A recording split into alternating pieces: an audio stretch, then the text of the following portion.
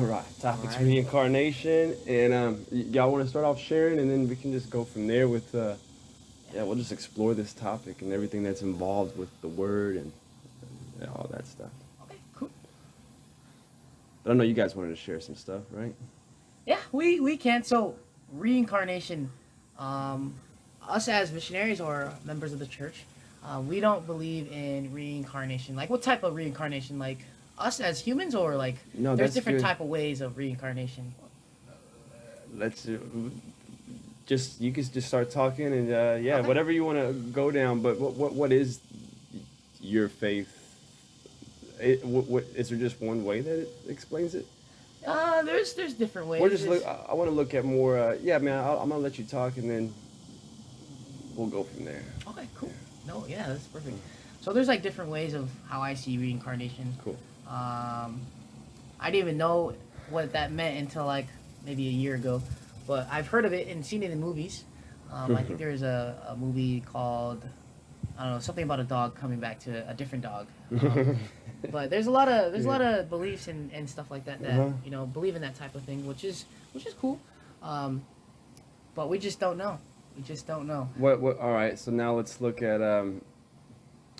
All right. I mean, do you have anything to say, Elder? Leslie? I would just say, like he said, we don't really believe in that, but it's not like So when you I'm die, gonna- it's just going to one of the three places y'all mentioned. yeah. So for us, we think after we die, we're in this waiting period while we wait for Jesus Christ to come again, and then after that, we're put into one of these three kingdoms of glory, rather than being reincarnated as something else after we die. And that all comes from just the book, right? Yeah, the Bible. I forgot where, but 2 Corinthians, it talks about the three kingdoms of glory, and Peter in First Peter actually talks about Jesus Christ telling him that he helped people in the spirit world and taught people in the spirit world after they had died. Okay. so just to explain a little bit about the background. So when we do die, we leave our bodies behind on Earth, and our spirits go to this place called the spirit world. And there's two places. There's spirit prison and spirit paradise. Spirit prison it says prison, but it's just a place where we're people who haven't heard the gospel, or people who never accepted it, or they get a second chance to be able to hear about the gospel again and accept it. And people from Spirit Paradise will come down and teach those people. And they after that, when Jesus does Christ, what Elder Nelson said, when he comes down, we'll be able to regain our bodies on Judgment Day, according to our works, if we're following his commandments and doing what he said to do. And we're always going to make mistakes. We're not perfect. That's why Jesus Christ made the ultimate sacrifice for us to, he'll go up there and be like, God, it'll be us, him, and God will be like, no, Jesus Christ will be like, God, I already paid the price for his sins, so he should be good. So he pays our grace. He gives us grace for that. And then according to that, we'll go into these three kingdoms. But yeah, just a little bit about that. All right. Cool. So yeah, let's look at what the worldview is. I think in general too. So there's that, but in general, people are going to look at reincarnation as what I do now, and then I get a better life, even if it seems like a better life with heaven. Yeah. But we're looking at actions we do now. What I look at is then, all right, let's break down the word reincarnation, and we can look at incarnate first. And so if I'm incarnating into something, I think the definition in the dictionary says something about bodily incarnation, or even there is the word God in there, where God's coming to live in something. But then breaking down that word further, as far as incarnation just being, when we talked last time about relationships, incarnation with what's actually, like what's actual and what's going to actually come back over and over and over again. Okay. And what that's going to be is things that we hold in our consciousness. And when I look at this word consciousness, I'm looking at and y'all can come in as well with your definition of consciousness. But consciousness is just everything in the world. So consciousness, and I see no difference in anybody's consciousness at the basic level. They're having boat races today. Oh, nice. really? Yeah. But everybody has these thoughts. Everybody has a brain. Everybody even suffers when it comes down to death. And we don't talk about death a lot. And so when I look at death, I don't know why there's such a sensation from death, such a suffering from death. And I can go into that because when we look at sensations within ourselves, is it not fact that these are just thoughts that are put to a certain feeling or an emotion? And then that's what kind of causes either anger or suffering or joy. And then depending on the emotion, you know, we chase certain emotions. Yeah. But when somebody dies and there's just this constant suffering and constant conflict and there's crying, I've always questioned, why is that? It's true. And we know that it's because of a loss of somebody, but then if there's total love, or, you know, with the Bible, and we know where they're going, then what is this attachment that then leads to a suffering? Yeah. I think it's, what you're trying to say is like, because it is sad when you like have like a lost one, you know, it's always going to be sad. But why is it sad? That's the thing. Because Is if it we because we know that, you know, there's a life after death, you know, there's something for us after death, it's kind of hard for people to, you know, because it all takes faith and believing that there's something after death. No, and are we taking that as fact? Like the way I feel pain, like the way I pinch myself and I feel that, and that's fact. And so we can go down different ways, but I guess if we're looking at the religion part of it, then I know that that's fact. And so all this, when I see people, you know, with the camera on them and they talk about religion or Jesus, they talk about this joy and they can't put it into words and so on, and how it brings tears to their eyes to think about it. But then you're telling me there's suffering in that, and there's conflict, and within this love and within this God you're talking about, then there's how does love, how do they exist together? Did you want to finish up on what you were saying? Yeah, I was just going to say, I had a personal experience with this. My grandfather died, I want to say 6 years ago now. And, you know, I cried a little bit. I was a little sad, but I knew that he was, you know, he was old, he was kind of suffering, had a lot of pains and stuff. And I knew that after his death, he was going somewhere better where he didn't have to feel those pains anymore, didn't have to suffer anymore. And so I actually was happy for him, you know. Obviously I was sad that he was dead, but I knew that where he was and that he was in a good place. And so, you know, Satan tries to put these bad connotations on good things. Like, death is a good thing, you know. We all have to die, but he puts fear in it and it scares people. But honestly, death is a great thing that we need to. Surprisingly, we can go through our whole life and not talk about death. You know? Yeah, it's like, kind of weird, like, because we know it's coming, but no one just brings it up out in the blues.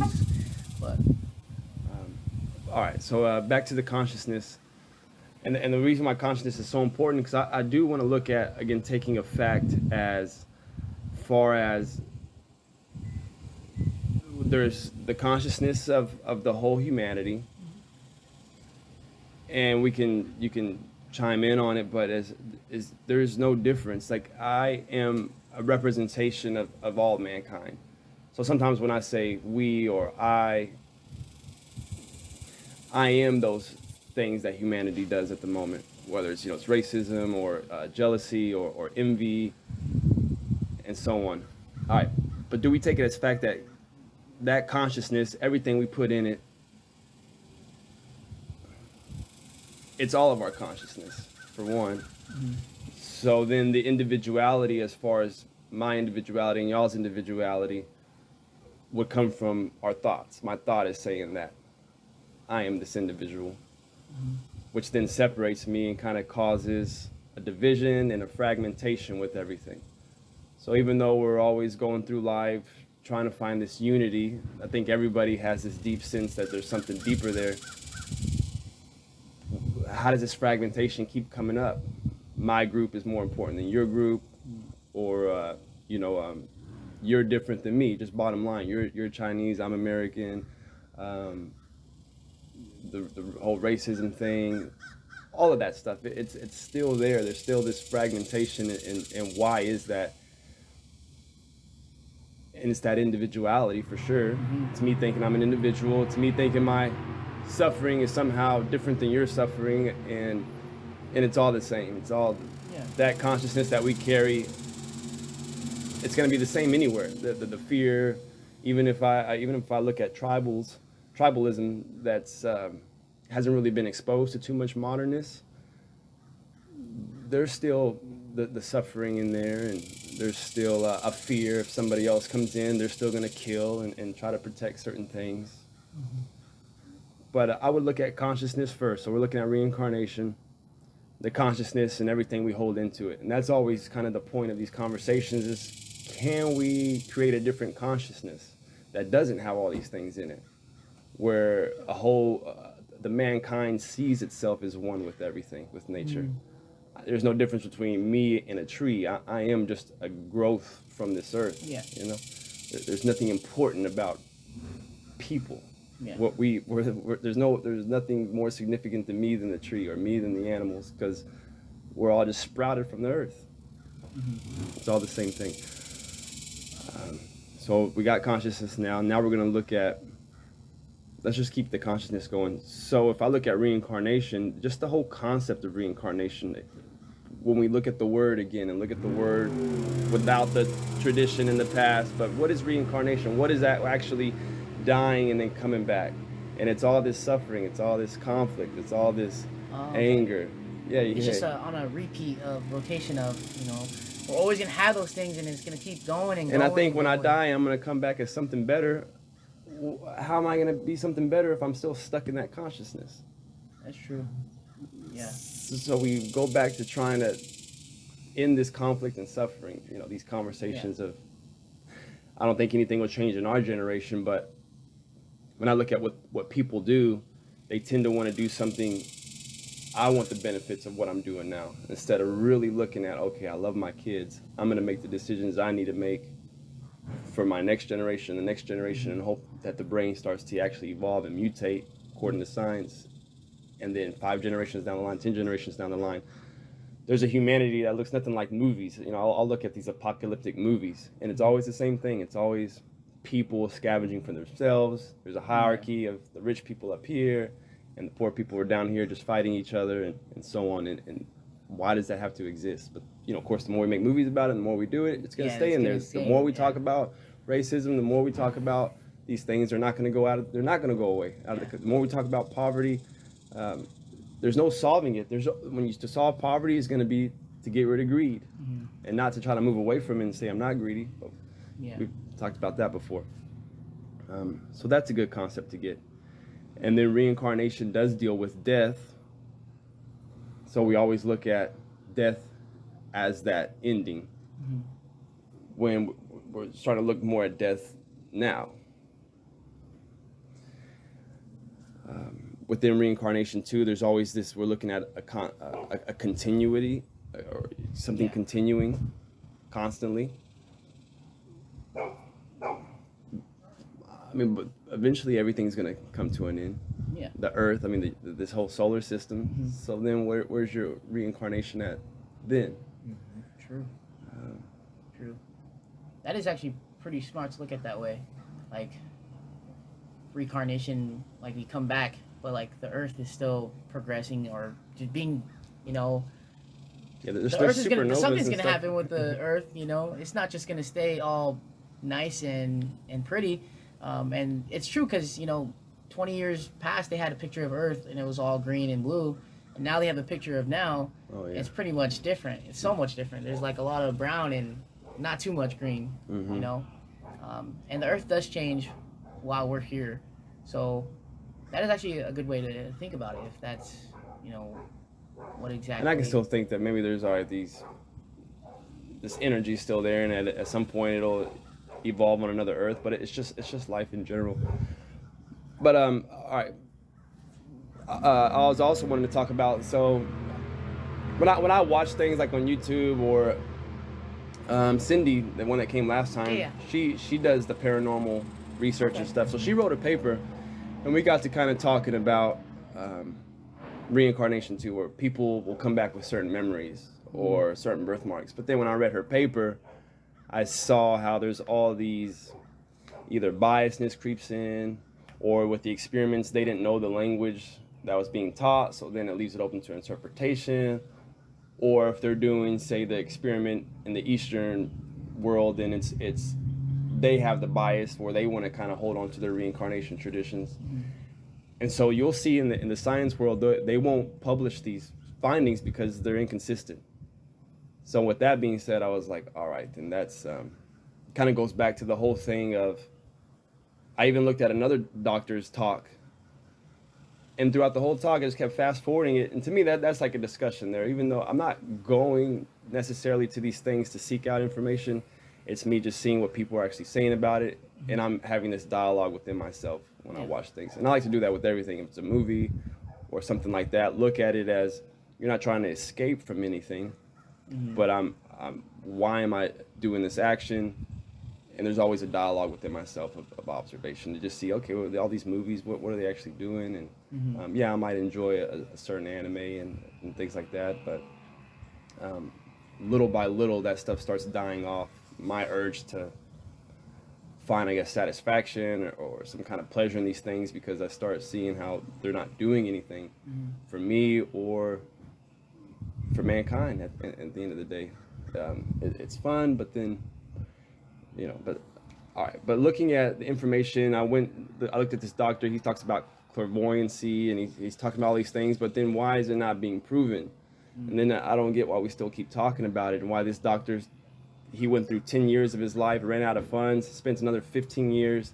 And it's like, after 10 years, if you didn't find the evidence or the publishing, then like, why are you still trying? And then what's happening? I mean, then you're sacrificing time with your wife, you're sacrificing time here, you're causing conflict not only within yourself but other people. You're trying to prove something that, what is the effect going to have anyways in the long run? I mean, I don't think it's going to change anybody, instead of having these conversations with, what can I observe now? What can I actually observe that's happened in my life?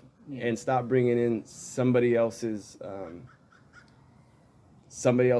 I don't believe or disbelieve when somebody tells me something, but if I haven't experienced it for myself or really saw the facts in it, then I can't talk about it. I mean, because then there's nothing.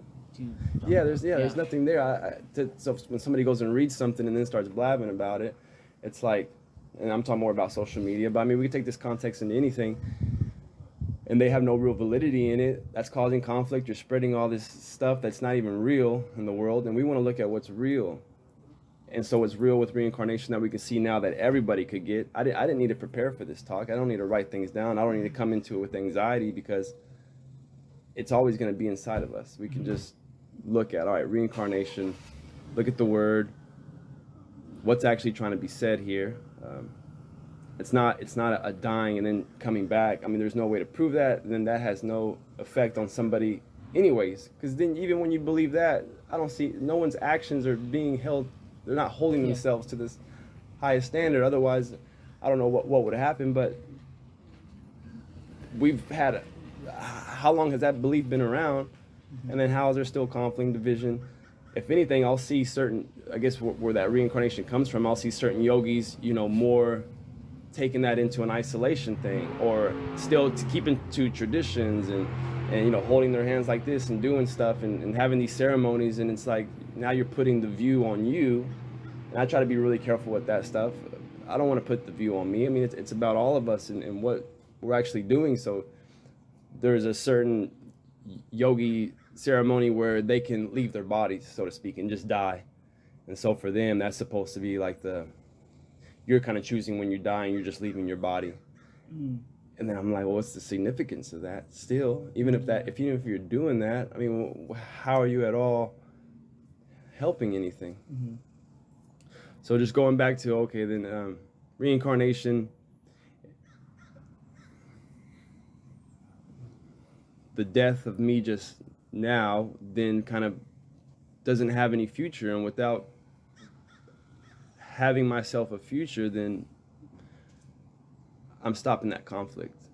And of course, when I say I'm not having a future, doesn't mean I'm not going to do anything. I still have a future. I'm still progressing within this timeline, but I'm ending the past. I'm ending all this tradition. I don't want to use the word book because Krishnamurti kind of uses that, but it is like I'm going to go and read this book. All right, I want to seek out some meaning. I want to try to change myself. We all know there's something deeper here. I start my mind starts going to the fourth dimensional stuff. I have this cool puzzle that we might have to do next time to look at. Hey, we should. Not just 4D, but again, those layers of how we talked about last time with metaphors and analogies, and everything just fits within itself. Yeah. To make bigger pictures. But to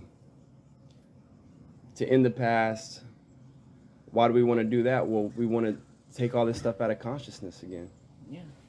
I mean, and why do I want to hold on to memories of me suffering and all that stuff when, I mean, what is it actually doing?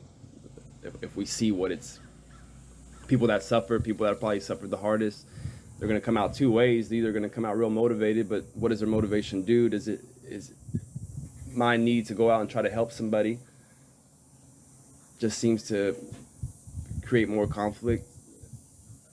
Because you're helping somebody, but then how do they actually change? Even with certain talks, and people might hear something, or with religion, and it's like, all right, I'm taking this as fact, but are you really taking it as fact and going and living that out? Or do you just hear it, you feel good for a little bit, and then you drop it? But it's important to look at reincarnation with just ending that. All right, well, we're not concerned with reincarnation. Once we've seen reincarnation and like, all right, what's it actually doing? But then going back to the death of who I am, my individuality, which comes from the thought, looking at my consciousness as the whole. I don't want to continue that consciousness anymore, because that humanity, we've already seen what happens to it. We've had thousands of years to prove it, and nothing's happened. So I end all that. I look at this book not from what other people have said about it, but from what I can look at it.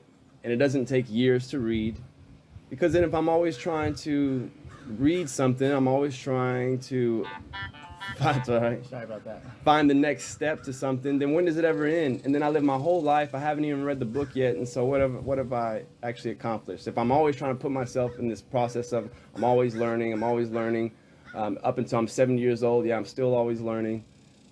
There's not wisdom in that. We can look at the book as far as humanity goes. I see the hypocrisy in people and myself. I see all these things, and I just end it right then and there. I just end it. The past, what everything's done, it's not working, so I end it, and then that's it. I don't need to do anything. I don't need to prove anything. I don't need to go try to help people.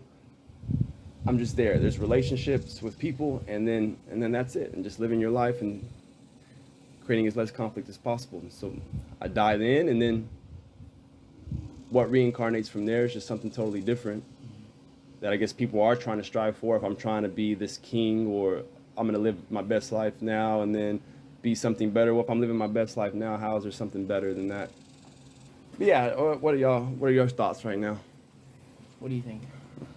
Because I know that starts kind of, I don't want to say threatening, but it starts kind of looking at your belief system or your religions as far as what's going on there. And like you have testimonials and stuff, but can I have those testimonials without the constant need for knowledge? Does that make sense? Yeah. I was just gonna say, like when you were talking about people just doing it because they want to, with reincarnation, they think they'll become something better if they're a better person. That's kind of or more riches, ironic, because if you're trying to be a better person to be a better person after the next life, you're kind of being prideful. You actually end all of that. Which is not something you want to be when you're trying to be a good person. And to be a good person, the money goes away, me striving for something goes away. So then what am I actually trying to be reincarnated into? A king, more money, more... Yeah, exactly. So reincarnation just starts to seem like this foolish, weird, what kind of belief system is it? And Jesus Christ was actually super poor, and he's the greatest example and the best person that ever existed on the earth. And yet he was poor, and he gave everything he had to other people always. And yet he was never this rich king or anything like that. So And people killed him. yeah, people even Well, they killed felt him. threatened. Yeah, I mean, I know that yeah. whole story. They feel threatened. They're like, he's trying to overthrow the government. He's trying to. The whole other perspective of him was. I mean, it's a cool story because you see it now constantly. People will look down at the homeless man. People will, oh, he don't want to. He wants to go live in the forest. He's weird. Yeah. You know that. I mean, and also the thing is, like, the cool part is, like, people even asked Jesus to become their king, and he's like, no, I don't want to be your king. You know, Yeah. I want to help. I don't want to be someone to, you know. Yeah, I'm not to be idolized. Yeah. I'm not to be. That's pretty much, Exactly. which is really cool, and it's a perfect example of, you know, how us try to be like that, but there's always something, like you said, our consciousness is always gonna hold us back from achieving that Until we Because- end it. Yeah, until we actually end it. Then that ending, I guess, is scary for some people but they haven't even tried it. I would say, what's so scary about it? I mean, you might lose your spouse, or you might, life might change on you, but yeah, you got to try it. You gotta try it. You don't know, or it's like Jesus Christ says, like, you have to actually, like, work for it to get it. You can't just hope, or, like, just not do anything and just But ask for it. I like that work to me it's instant. Like Yeah. the work is, once again I stop trying to go and read other people's books, or go to this guru, or go to read this book, this best-selling novel, then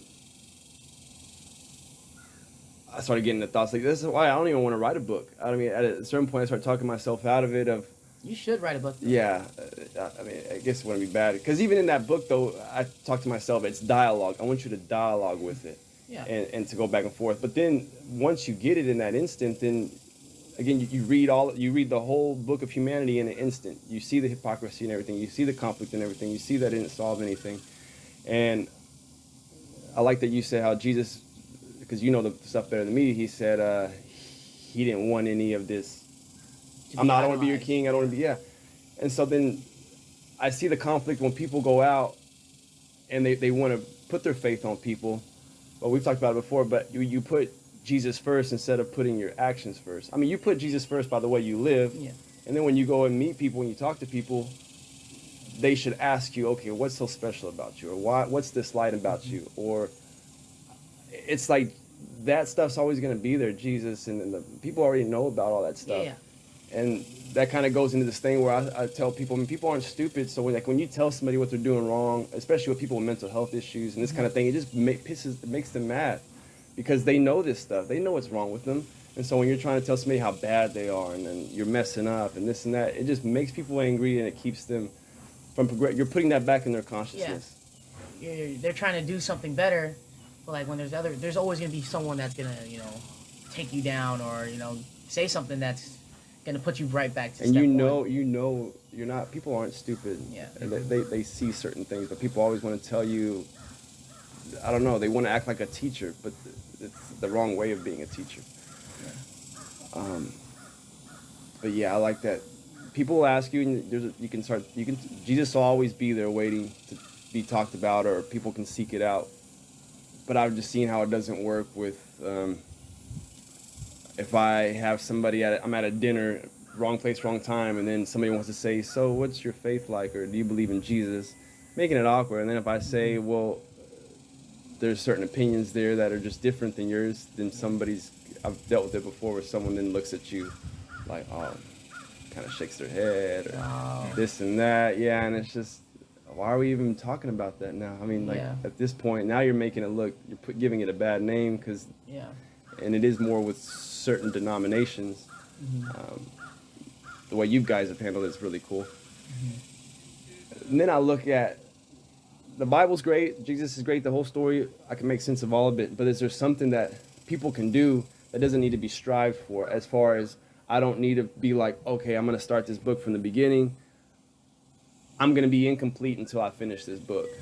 Or is there something without religion where I can just be like, boom, again, I see humans, I see the hypocrisy within myself, I see how I'm all of these things, and I'm striving to not be them.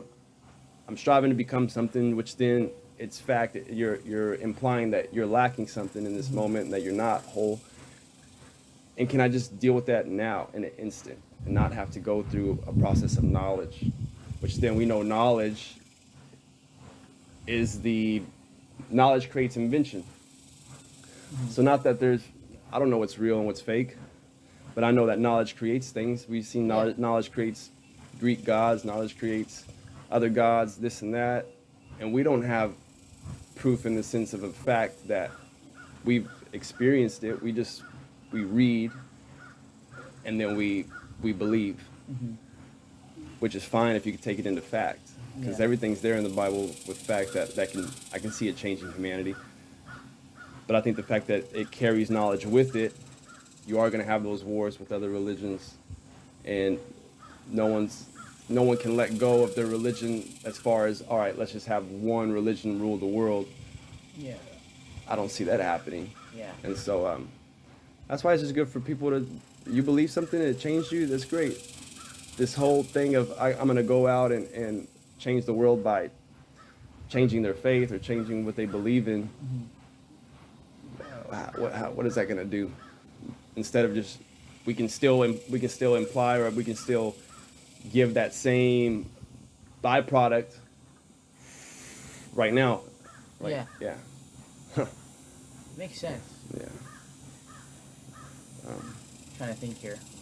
Well, that's good. Let's give some time to think. Yeah.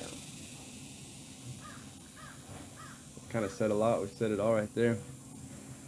Especially with the reincarnation like that, it implies all that stuff: the death, the knowledge of creation, which then creates these terms like reincarnation that then is supposed to be there to give people hope. But hope for what?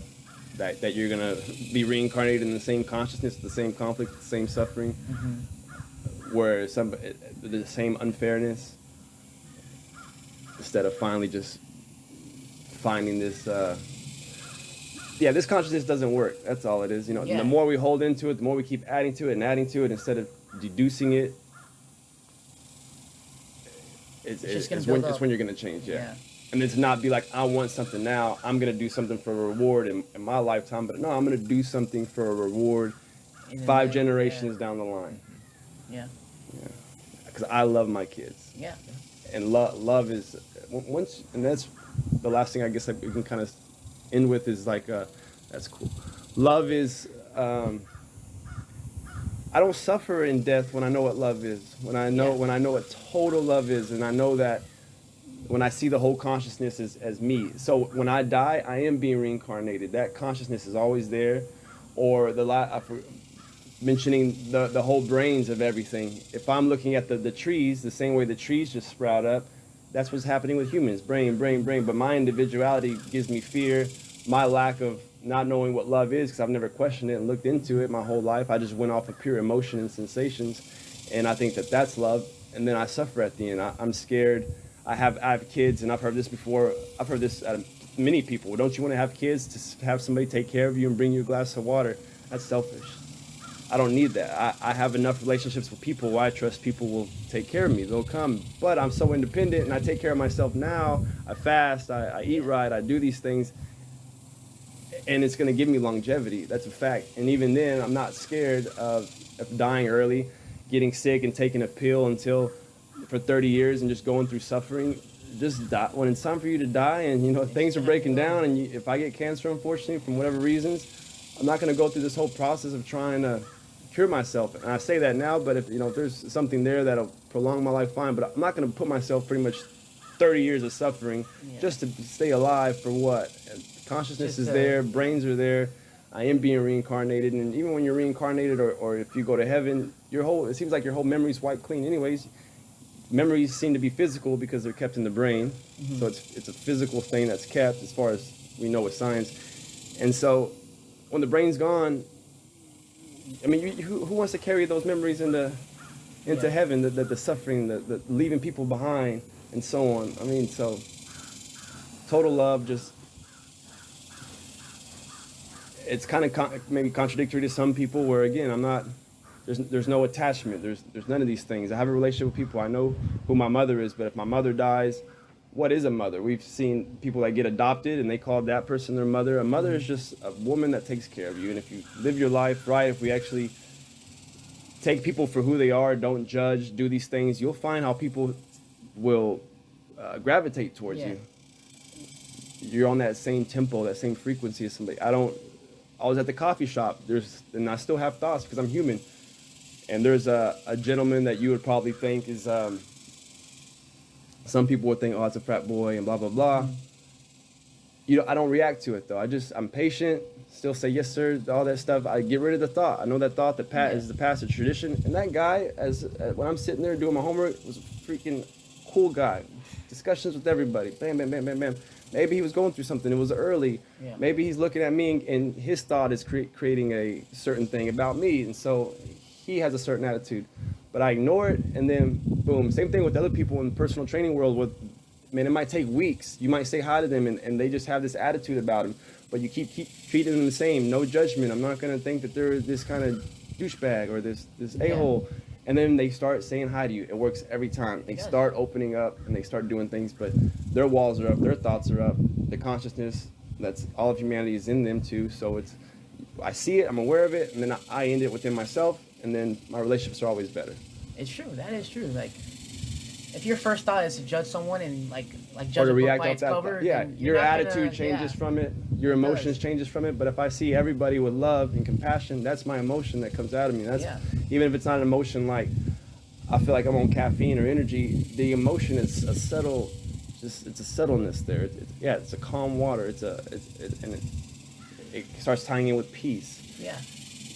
But to think that I'm happy when I see, when I'm outside or when I see the Grand Canyon, I'm happy all the time. It's a subtleness. It's all these words start, again, interchanging peace, happy, joy.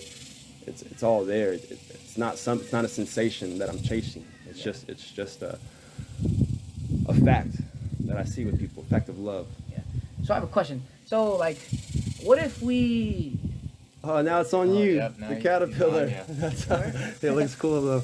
Yeah, there you go. Cool. But yeah. So like, say if there's fear and there's scarce and there's happy, joy, and love. But what if we didn't know what if we didn't suffer? Would we know joy?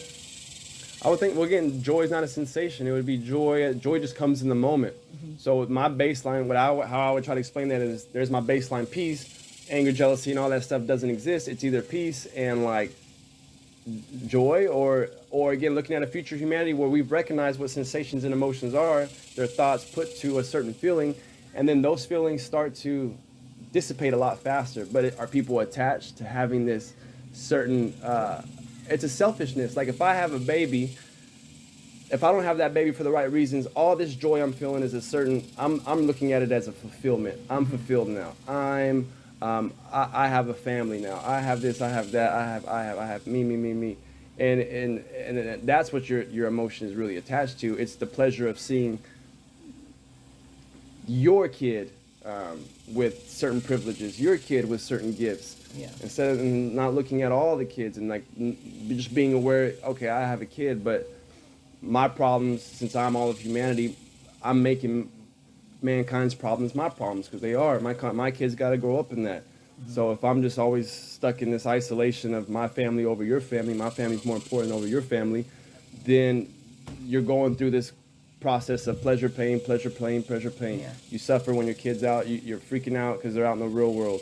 And then you're arguing with them going through these teenage years that make no sense, but you're arguing with them because you want to tell them what to do, and you want to have this control over them, this attachment over them. And then when they do what you want them to do and they're more like you have a pleasure to it. Yeah. So I would start questioning these sensations and emotions, this attachment to them, and just letting them go. Yeah. And having my baseline of peace. And if I actually know what love is, I'm going to experience joy and happiness all the time. It's going to be like looking at a beautiful sky all the time. Mm-hmm. I don't just come out to the park on Saturdays, look at the beautiful sky and like, oh yeah, that's great, I feel good. And then go back to my dungeon where I'm working tirelessly to write some I'm gonna say write a book, or tell my kid what to do, or go back to my house where there's just all this conflict. I see love, I'm outside, boom, and I take that with me everywhere I go. Yeah. Okay. Makes sense. Yeah, so future humanity, again, these sensations, emotions, we want to hold on to them. We like being angry because it makes us feel like we're standing up for something, justice. Yeah, boom. I don't want to get all controversial. Yeah, Black Lives Matter. Yeah. I see the context of that there. Yes, yeah, please, because we see a division there with biasness. But again, to stand up for my group, to say it's creating conflict, and that's obvious. It is. My group over your group. But yeah. But then I start looking at that as just a majority thing. This is America, and unfortunately, the majority it's more of a white ran thing. You go to China, and it's a Chinese ran thing. Yeah. And so for us to start getting all worked up because we don't see enough of our race somewhere. Yeah. What happened to unity? What happened to this? Your division, your fragmentation of your thought is now creating all this stuff, and you don't even know what love is in that moment. That's not love. And then I'm pretty sure all of them are religious, but now they're trying to pick stories from the Bible to justify their anger and justify their war. And it's like, just oh, causes conflict. Stupidity, man. Yeah. Stupidity. I think I've kind of said all I wanted to, but I don't know if y'all want to add on anything. Anything you want to add? No, I think that's good. Yeah, I totally like it. That's Thanks for y'all coming again, and Of course. yeah, like the Bible did change me. I had a great pastor that showed me the love within the Bible, and so it's been a byproduct of my life. So it's hard to like put it out of there and say that I can find all this out in an instant. But I do believe in the instant you can see your nature as a human being, and we have the ability to actually end it. What's up, y'all? We have the ability to be like, I'm done with that. That's a problem. That's false. It's really I'm up to done us. with it. Yeah. And not to just, now I want joy. I'm chasing pleasure. I had a great meal yesterday. I want to have it again and again and again and again. Yeah. It's ridiculous. Yeah. Cool, man. We're good? Yeah. Well, thanks for joining.